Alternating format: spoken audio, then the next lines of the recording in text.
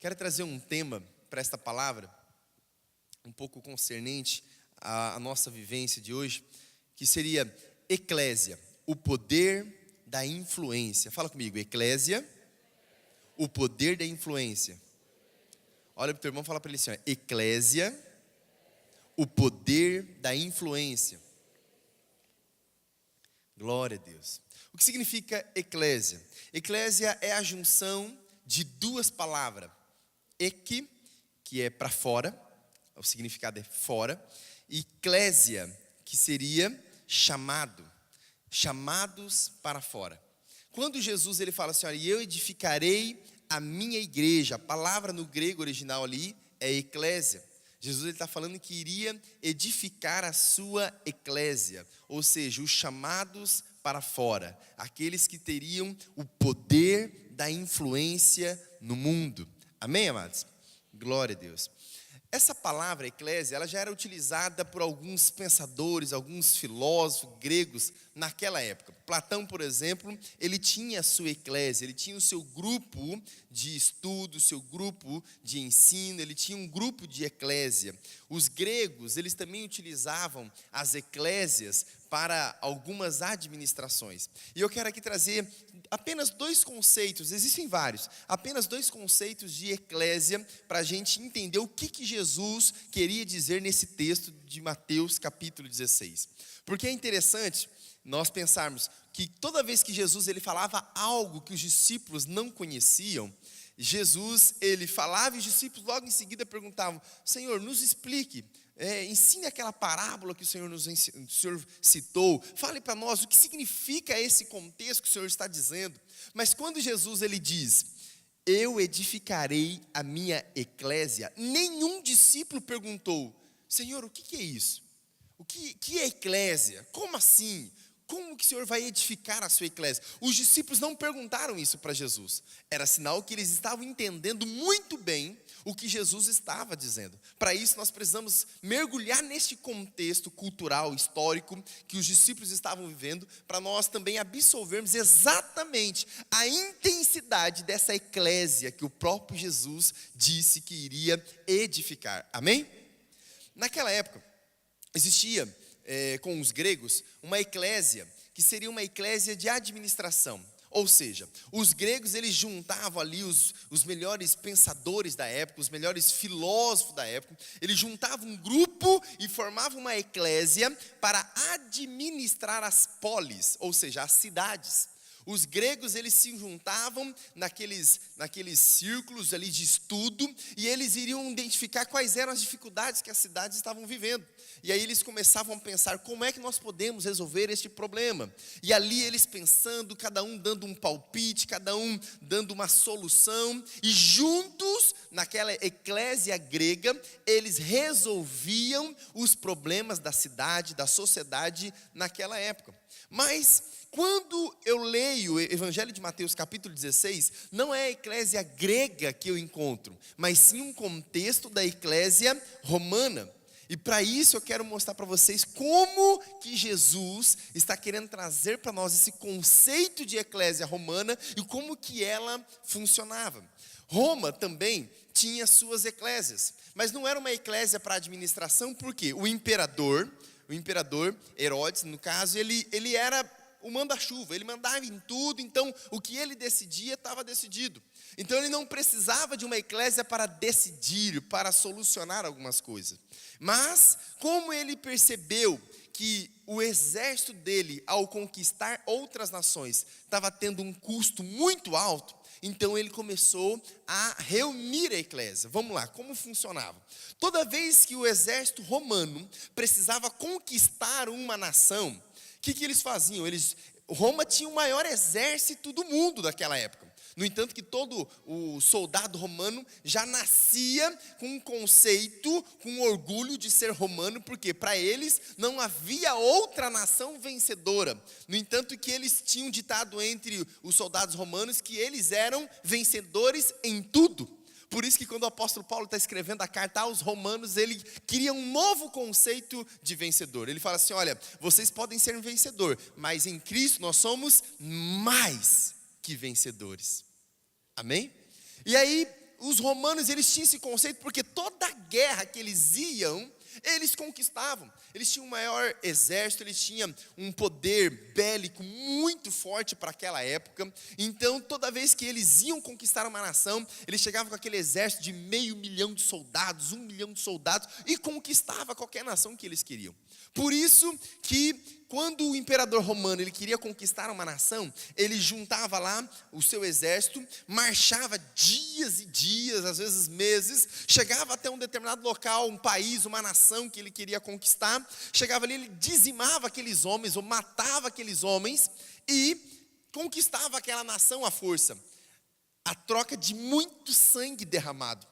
E quando eles conquistavam, aquele exército vencedor agora voltava para o seu país. Porém, o imperador romano ele tinha um outro custo. Além dos soldados que ele teve que bancar durante todo esse percurso da guerra, agora ele tinha um outro custo, que era reconstruir aquela nação de tal maneira que ela ficasse saudável para depois pagar imposto para Roma.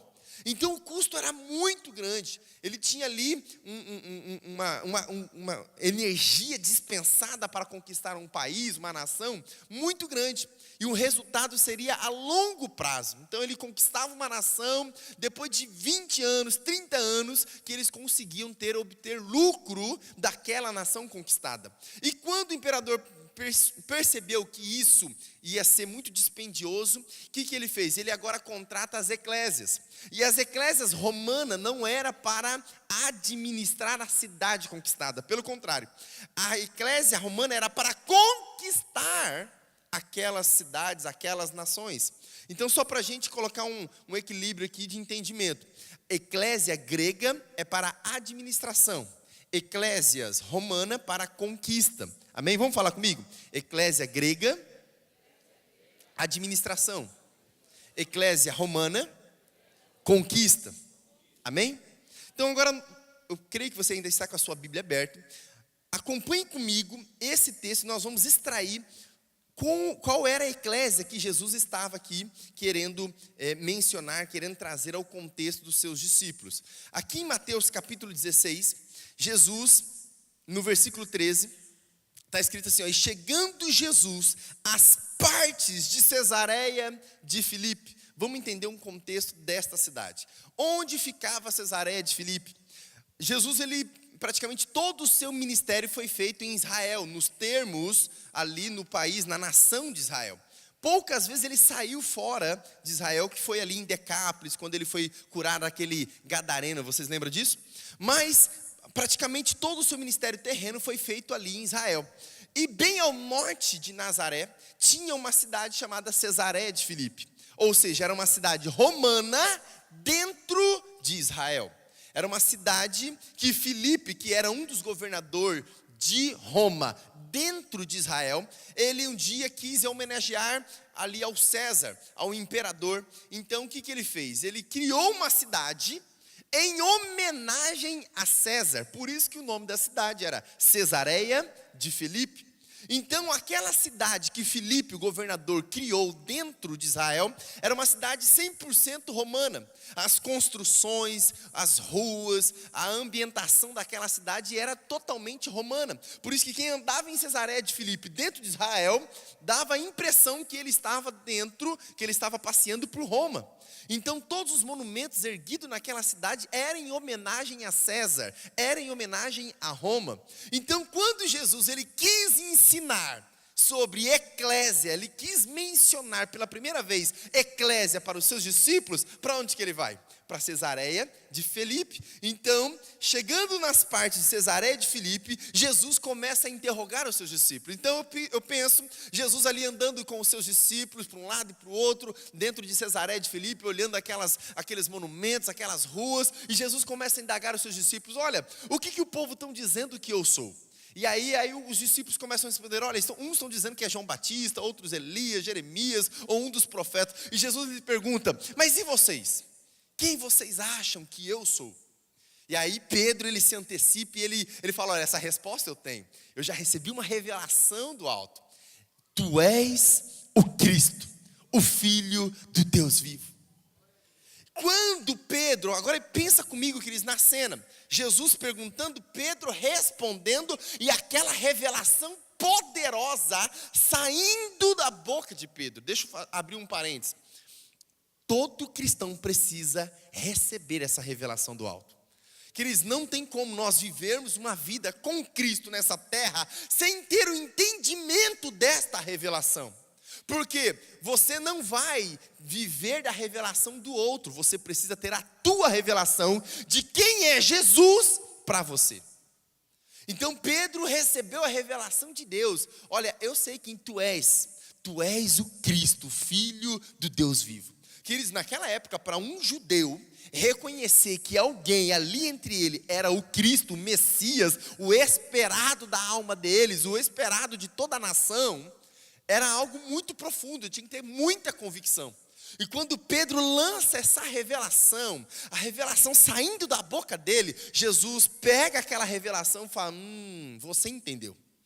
Você não recebeu essa revelação de carne, de sangue, não foi alguém que te contou, a não ser o meu Pai.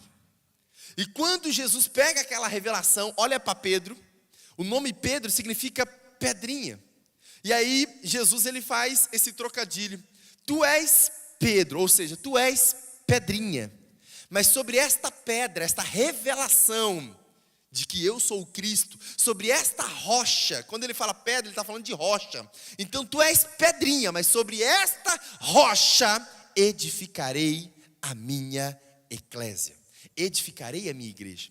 Então nesse momento, ali em Cesareia de Filipe, acontece algo muito precioso, que nós precisamos ter esse entendimento. Jesus ele está dizendo que sobre a revelação que Pedro teve, qual foi a revelação? Que Jesus é o Cristo. Sobre esta revelação, a igreja seria edificada, a igreja seria construída.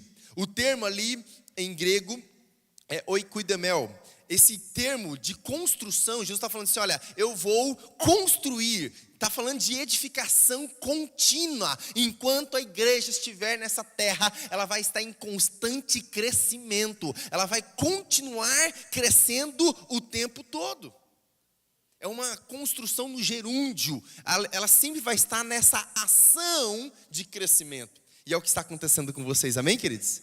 E é o desejo de Deus para toda a igreja na terra. Então quando Jesus ele fala, olha, sobre esta pedra, sobre esta rocha, sobre esta revelação, eu vou construir a minha eclésia, queridos, que revelação poderosa.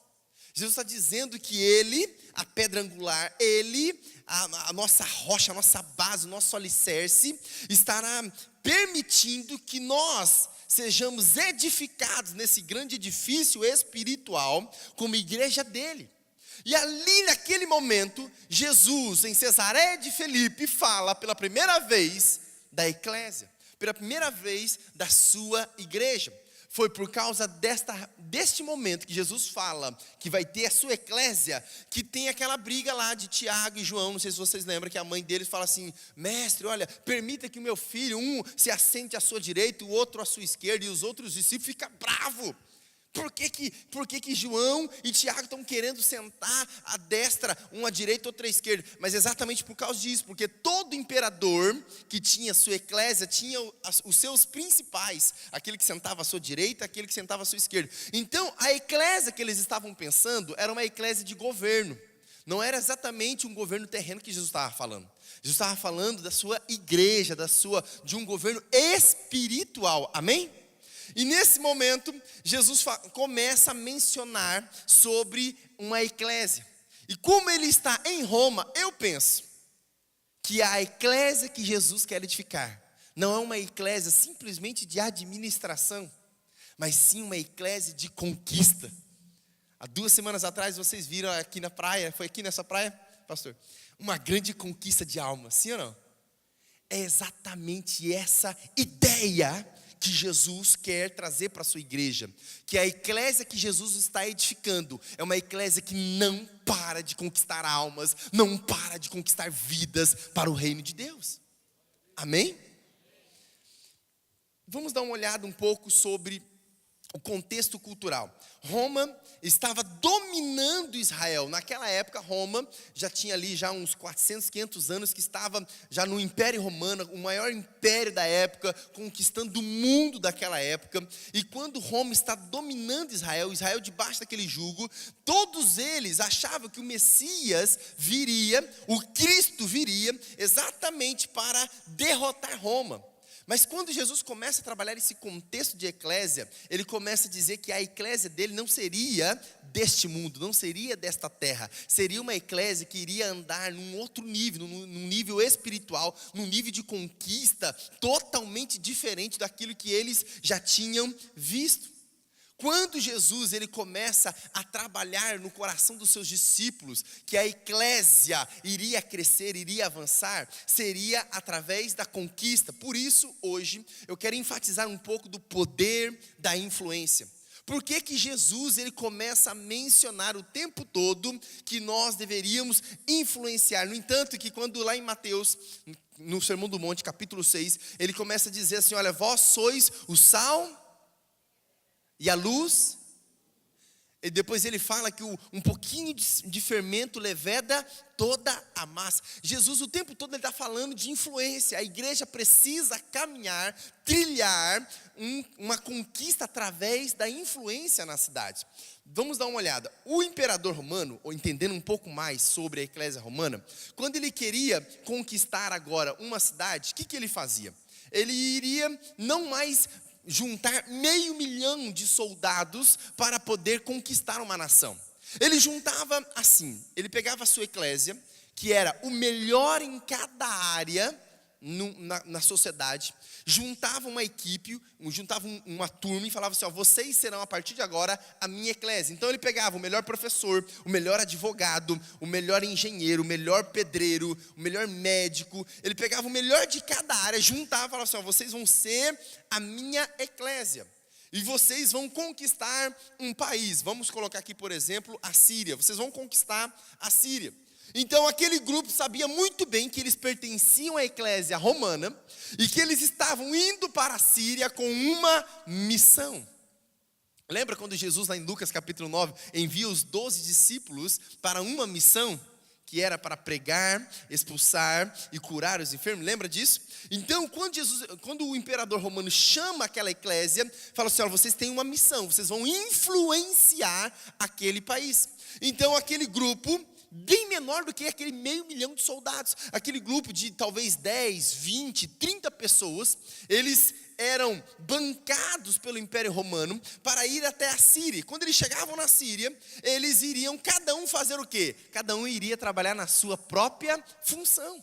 Por isso que talvez você fica pensando, se eu fosse pastor, talvez eu ganhava mais alma. Se eu fosse evangelista, talvez eu faria mais coisas para Deus.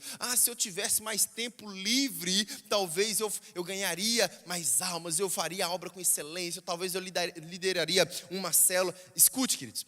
Você não precisa sair do lugar onde você está para você ganhar almas. Deus quer que você atue aonde você está plantado para ganhar almas lá.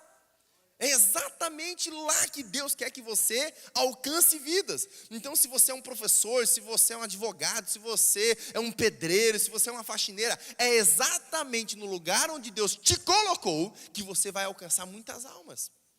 Então o imperador pegava esse povo, mandava para um país, e ele chegava lá, o pedreiro iria trabalhar nas construções, o médico iria para o hospital e assim por diante. E quando eles chegavam, cada um na sua função, eu fico imaginando como que não era. O professor chegava na sala de aula e ele estava ali ensinando aquelas criancinhas tal. De repente, aí as crianças falam assim, professor, você tem um sotaque diferente, de onde você é? Aí o professor fala, olha, eu sou de Roma.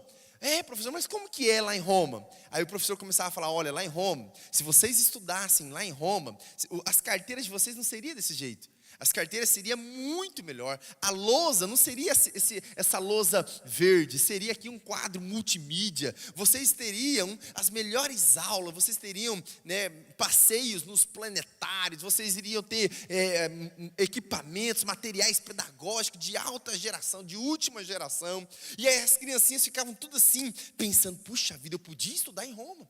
E quando as crianças chegavam em casa, começavam a falar assim, papai, mamãe, olha, quando eu crescer, eu quero ir lá para Roma. Talvez o pai e a mãe falassem, mas que isso, menino? Por que você está falando isso? Não, porque eu aprendi que lá em Roma tudo é legal, tudo é melhor. Pensa agora também o pedreiro trabalhando lá juntamente com os outros pedreiros, tal, na hora do almoço, cada um ali com a sua marmita na mão, e os outros pedreiros começam a perguntar para aquele pedreiro que era de Roma: e aí, de onde você veio? Aí ele fala: eu vim lá de Roma.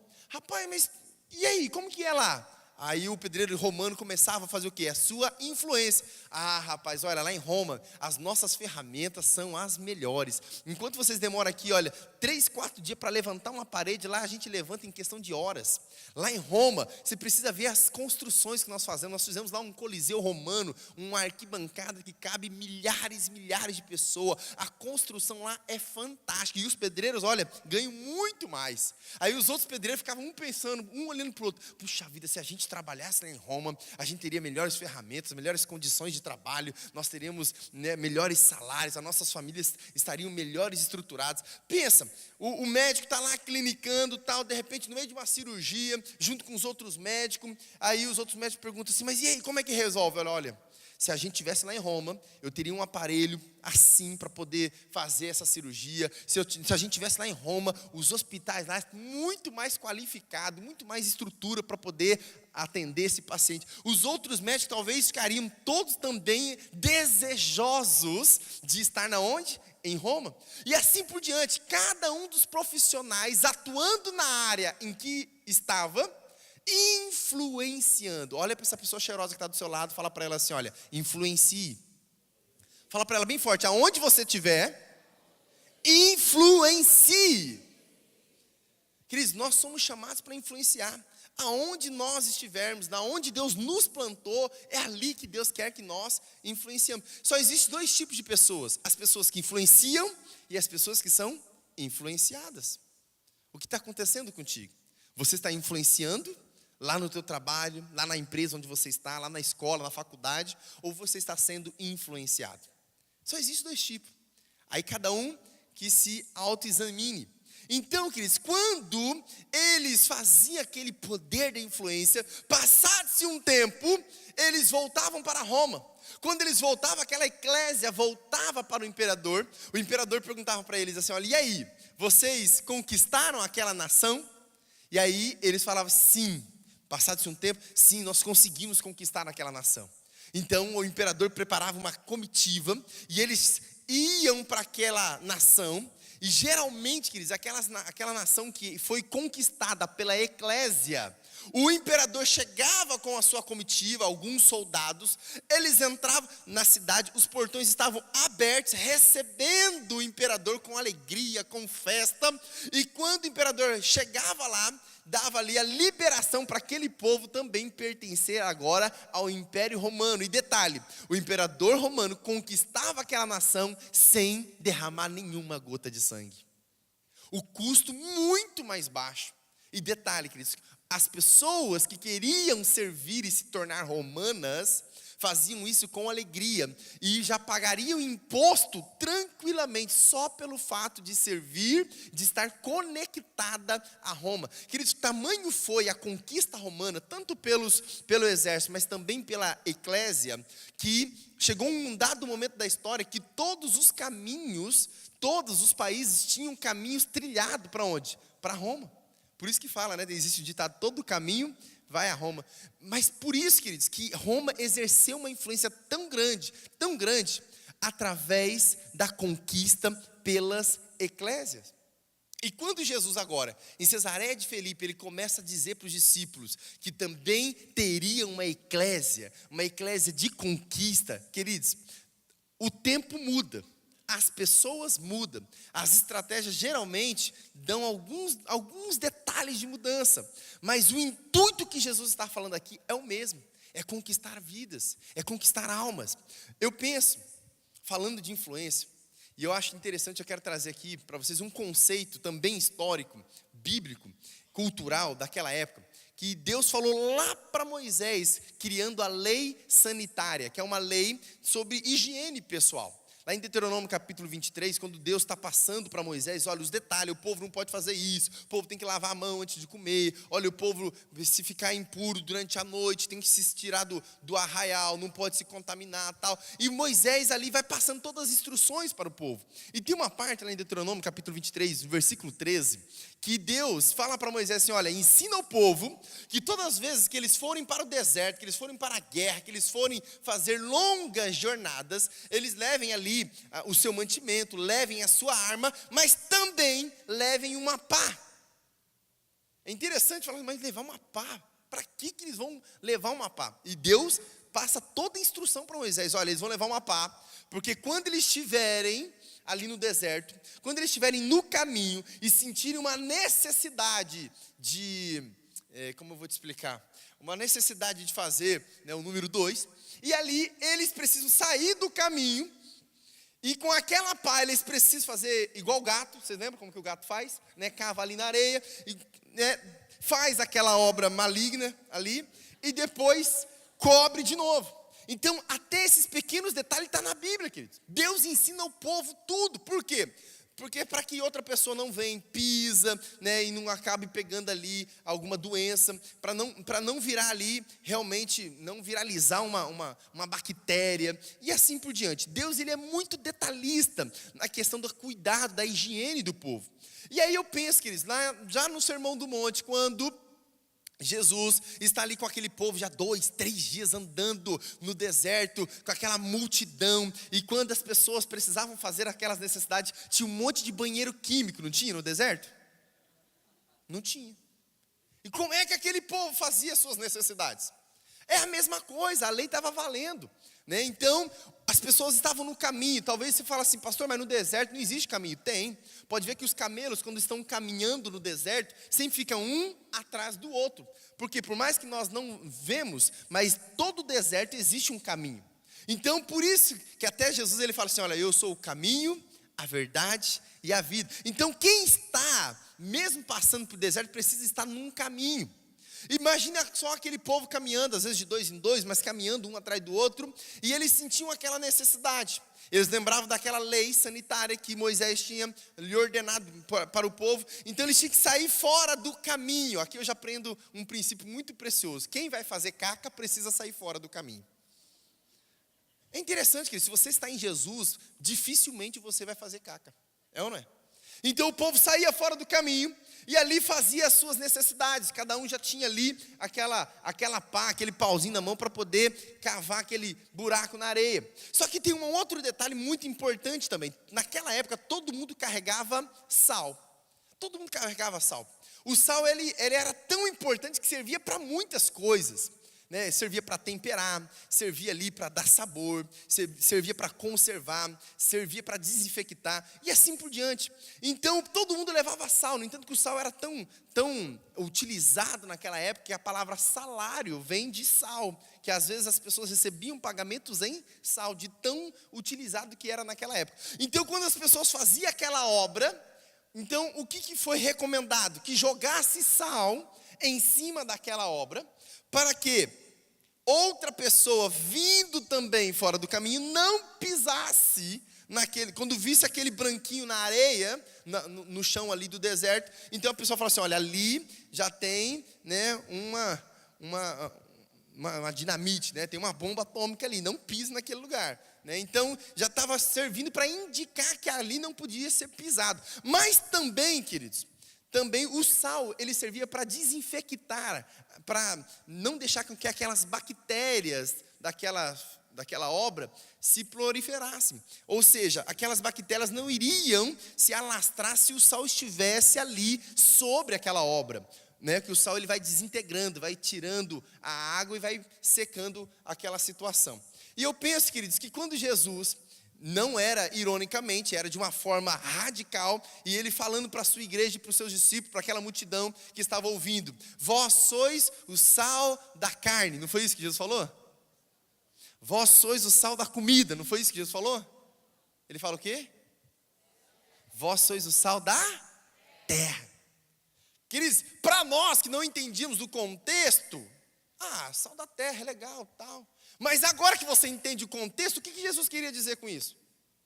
Jesus não olhou para aquela multidão. Eu fico imaginando que olhava aquela multidão, olhava para aquele deserto, aquele monte de pontinho branco fora do caminho. Jesus fala assim: olha, vós sois o sal da terra. O povo entendeu muito bem. Ou seja, vós serão aqueles que irão naqueles lugares desinfectar a obra maligna. É vocês quem irá naquele lugar onde o inimigo tem sujado, onde o inimigo tem maquinado, onde o inimigo tem dominado, e vocês são responsáveis por paralisar toda a obra maligna. Ah, pastor, eu não quero ser sal da terra desse jeito, não. Você foi chamado para isso. Vós sois o sal da terra. Queridos, é a igreja que vai naquele bairro que ninguém quer ir. É a igreja que vai na casa daquele traficante que ninguém quer ir. É a igreja que vai lá evangelizar aquela pessoa que ninguém mais se importa. Nós somos o sal da terra. Por isso, o poder da influência. É a igreja que vai influenciar. É a igreja que vai paralisar a obra do mal e influenciar para que aquela pessoa que estava sendo travada pelo inimigo agora se torne uma bênção. Então, quando Jesus ele fala assim: ó, vós sois o sal da terra, vocês é quem vão fazer a diferença, é vocês quem vão influenciar uma multidão, é vocês que vão a lugares que ninguém quer ir, é vocês que vão ter um resultado, é vocês que vão transformar o lixo em luxo, é vocês quem vão transformar pessoas que ninguém acreditava nos improváveis em pessoas altamente capacitadas. Amém? Por isso que quando Jesus ele chama os seus 12 discípulos, eu fico imaginando um olhando para o outro: olha, nós fazemos parte da eclésia do mestre. Até mesmo que isso, porque eu penso que uma certa rejeição estava no coração dos discípulos. E quando o imperador chamava a sua eclésia, só chamava os melhores de cada área. Então quando Jesus fala assim: olha, eu também edificarei a minha eclésia, eu fico imaginando que os discípulos olham um para o outro e falam assim: ele está falando que nós somos os melhores. Os melhores. Eles sabiam do tamanho da rejeição que eles tinham na sociedade. Só que agora alguém acreditou neles. E da mesma forma que Jesus acreditou nos discípulos, Jesus acredita em você. Você tem um grande potencial de influência. Aonde Deus te colocou, é lá que você vai frutificar. É lá que você vai frutificar e muito. Amém? Por isso que quando você entende, queridos, quem é você em Deus, quando você tem a revelação de quem é o Cristo que você serve, quando você tem o entendimento para onde é que é para você ser lançado como sal, e qual é o resultado que isso vai dar, queridos, você consegue fluir muito, muito, muito melhor em Deus. Amém? Então, queridos, só quero passar 3 aspectos de uma eclésia de conquista, rapidamente. Primeiro aspecto, unidade. Você nunca vai conquistar nada sozinho. Você nunca vai conquistar como igreja sozinho. Por isso nós trabalhamos em célula, por isso nós trabalhamos em grupo, por isso que nós queremos conquistar a cidade, mas nunca sozinho. Nós sempre vamos conquistar com outras pessoas. Quando a eclésia tem esse poder da influência e ela tem unidade, que ninguém detém. Ninguém paralisa, diabo nenhum, obra maligna nenhuma vai paralisar o que Deus tem na tua vida. Amém? Então pega na mão dessa pessoa aleluiada que está do seu lado e fala para ela assim: olha, eu e você, juntos, vamos influenciar uma multidão. Por isso que Jesus ele fala lá em Lucas, no capítulo 9, olha, vocês vão, mas sempre de 2 em 2. No capítulo 10, vocês vão de 2 em 2. Então, quando Jesus está falando para os seus discípulos irem juntos, porque ele entende o poder de uma eclésia que anda em unidade, anda em sinergia. Sinergia é que o poder que você tem junto com essa pessoa do seu lado é o dobro, é 3 vezes mais do que você sozinho. Amém? Outra coisa, a eclésia, ela não foi chamada por qualquer pessoa. Escute, você não está sendo chamado pelo presidente do Brasil, você não está sendo chamado pelo prefeito da sua cidade, você está sendo chamado pelo próprio Jesus. A eclésia, ela é convocada pelo próprio Jesus. É Ele quem chama a sua igreja. É Ele quem convoca a sua igreja. É Ele quem convoca a sua eclésia para uma missão específica. Amém? Entenda, queridos, que você tem o melhor cargo que alguém poderia ter nessa terra. Você tem a melhor função que alguém poderia ter nessa terra. Você foi convocado pelo próprio Jesus. Amém? E por último, queridos, nós entendemos que a eclésia, ela tem um destino, ela tem uma direção muito bem definida, que é alcançar os de fora. Alcançar os de fora. Quando eu entendo isso, que o nosso destino, que a direção que Jesus deu para a sua igreja, a grande comissão em Mateus capítulo 28, que é alcançar os de fora, fazer discípulo das nações, discipular uma multidão, exatamente acreditar naquelas pessoas que ninguém está acreditando. Queridos, quando nós entendemos esse nosso chamado, esse nosso destino, você consegue fluir no teu propósito de uma forma muito mais abrangente, de uma forma muito mais eficaz. Amém? Pega na mão dessa pessoa cheirosa, está do seu lado, fala para ela assim: olha, eu e você temos um destino. Você tem um destino, queridos. Deus te chamou exatamente para esse tempo. Eu tinha falado para alguns discípulos nossos lá em Cianorte: olha, meu coração ele se enche quando eu entendo que eu estou vivendo a melhor fase da história da igreja. Queridos, você está vivendo a melhor fase da história da igreja. Nunca houve tanto cristão na terra, juntos, com um poder de influência tão grande. É que nós muitas vezes não utilizamos. Nós muitas vezes esquecemos que somos sal, que somos luz, que somos discípulos, que somos eclésia, que somos convocados. Nós muitas vezes esquecemos qual é o nosso papel nessa terra. E quando uma pessoa perde o seu alvo, perde o seu foco de vista, queridos, ela perde o sentido e o propósito de vida. Quando você esquece para onde você está indo, você começa a vagar e começa a ir para lugar nenhum. Uma pessoa que não tem um alvo muito bem definido todos os dias, ela se perde na caminhada. Deus te chamou para andar com uma certa urgência. O reino de Deus, ele tem uma velocidade. O reino de Deus, ele tem uma velocidade. Jesus, ele não parava, ele estava aqui, daqui a pouco ele estava lá, daqui a pouco, olha, vamos passar para o outro lado, agora vamos para tal lugar. Porque o reino de Deus, ele tem uma urgência. Enquanto nós estamos querendo parar e descansar nessa terra, tem vidas morrendo e indo para o inferno. Enquanto você fala assim: eu estou cansado, eu vou dar um tempo da igreja, vou dar um tempo da célula, eu vou dar um tempo desse negócio de trabalhar aqui, que eles têm gente morrendo e indo para o inferno. O seu descanso nessa terra é interior, não exterior. E o descanso exterior vai ser só na glória, e eu digo que talvez nem lá. Porque lá o tempo todo nós vamos estar na presença do Pai. Santo, santo, santo, Tu és maravilhoso. O tempo todo. Então, queridos, não pense que parando um tempo aqui, você vai talvez revigorar suas forças. Não. Uma boa noite de sono resolve isso. Mas parar a obra, queridos, não resolve o propósito que Deus tem na tua vida. Paralisar o teu chamado não resolve, não te amadurece. Amém? Só para a gente finalizar, queridos, a eclésia, ela tem unidade nas diferenças. A igreja, cada um de nós somos formados, cada um de nós temos lá nossas diferenças, nossas divergências, mas a igreja só avança quando nós caminhamos em unidade. A igreja foi convocada nos céus para avançar e conquistar na terra.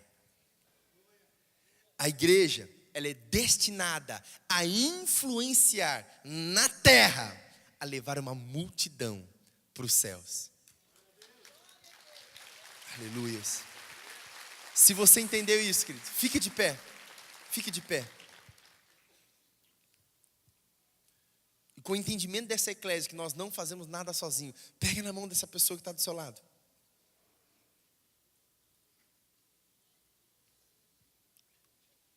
Segure bem forte. Pode fechar os corredores, pode fechar. Segure na mão dessa pessoa. Nós somos a eclésia que Jesus está edificando todos os dias.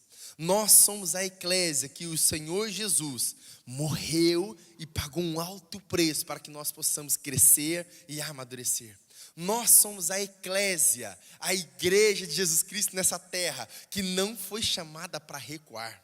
Escute, eu penso, queridos, quando eu penso em igreja, eu olho para a igreja, eu vejo, queridos, um grande exército unido, marchando na mesma direção para cumprir a vontade do Pai.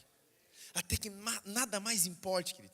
Até que nada mais venha nos influenciar, influências dessa terra, não. Como foi cantado aqui, somente a cultura dos céus, somente os valores dos céus, somente o reino de Deus em nós, que nos move, que nos impele para um propósito eterno. Querido, se a tua vida não tiver um propósito eterno pegando fogo dentro de você, para onde você vai? Se na tua vida nessa terra, enquanto você estiver nessa terra, um propósito eterno tem que estar te guiando, te norteando todos os dias. Todo dia você tem que levantar e falar assim: mais um dia que Deus me dá a oportunidade de fazer a obra dele. Mais um dia que eu me levanto para conquistar almas para o reino. Queridos, todos os dias nós temos que ter essa consciência. Todos os dias. Você é eclésia chamada por Deus para conquistar na terra e levar uma multidão para os céus. Pai, em nome do Senhor Jesus, eis aqui a tua eclésia, eis aqui a tua igreja, eis aqui o teu povo, eis aqui, ó Pai, um grande exército que está se levantando, ó Pai, para influenciar uma multidão. Tu és o nosso Deus, tu és o nosso Senhor. Tu és nosso Rei, Senhor dos exércitos, Senhor, sim, ó Pai, guia a tua igreja, Pai, no teu princípio, nos teus valores, Senhor Deus, no teu propósito eterno, ó Pai, faça queimar agora, Pai, em cada coração, o desejo, ó Pai, Senhor Deus, de buscar mais do Senhor, faça queimar em nosso coração o desejo de ganhar vidas para Ti, o desejo de ver a nossa cidade toda conquistada para o Senhor, ó Pai, o desejo de ver toda a nossa família rendida aos Teus pés. Espírito Santo de Deus, vem, ó Pai, toca na nossa mente, ó Pai, que nós possamos nunca perder, ó Pai, o entendimento de que nós estamos nessa terra para influenciar uma multidão. Sim, ó Pai, que nós não venhamos a perder nenhuma oportunidade, ó Pai, de evangelizar aqueles que estão ao nosso redor. Sim, ó Deus, de lançar a semente nos corações sedentos. Sim, ó Deus, de proclamar a Tua palavra todos os dias da nossa vida. Vem, Espírito Santo de Deus, abençoe, ó Pai, a tua noiva, renova, Senhor, Senhor Deus, o coração daqueles que estavam desanimados, aqueles que estavam, ó Pai, abatidos, aqueles que estavam tristes, aqueles que achavam que não podiam mais influenciar ninguém. Agora, Pai, em nome do Senhor Jesus, planta, Senhor Deus, verdadeiramente, ó Pai, o poder da influência em cada coração, que a tua igreja venha, Senhor Deus, avançar na velocidade que o Senhor ditou para o teu povo. Senhor Deus, que a tua igreja venha, ó Pai, cumprir todos os dias com excelência o chamado proposto, que a tua palavra venha queimar em nossos corações e que possamos, Senhor Deus, estabelecer o teu reino nesta terra. E, Senhor Deus, que o teu nome seja glorificado em nós e através de nós, em nome do Senhor Jesus. Quem crê, aplaude, aplauda ao Senhor Jesus, aplauda Ele, aleluias.